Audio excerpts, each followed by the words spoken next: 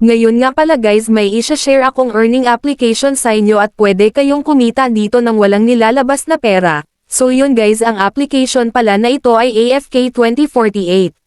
Open lang natin guys. So sa nakikita nyo meron na agad akong 82,000 points guys, na yan yung magsisilbing pera natin na ay withdraw, at mamaya nga rin ay ipapakita ko din sa inyo kung paano mag-withdraw. At ilalagay ko na nga lang pala ang link ng application na to sa pin comment.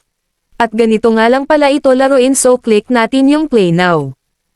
At normal nga lang na may ganyan ads na lalabas sa mga earning application na ganito guys, dahil yung kinikita nila sa ads ay yun din ang ibinabayad nila sa atin kapag tayo ay nag-withdraw. At napakasimple nga lang pala siya laruin guys, at nakaka-enjoy pa na isipin mo kumikita ka na, nag-enjoy ka pa sa paglalaro lang ng app na to. At napapansin nyo yung points na nakuha natin sa paglalaro na dadagdagan nga pala yan habang kayo ay naglalaro. Suggest ko lang sa inyo, mas maganda kung mas matagal kayong naglalaro para mas madaming points kayo nakukuha. At kapag sawa na kayo maglaro, may iba pang mga pwedeng pagkuhaan ng mga points dito, at back lang natin. At click lang natin tong nakabox.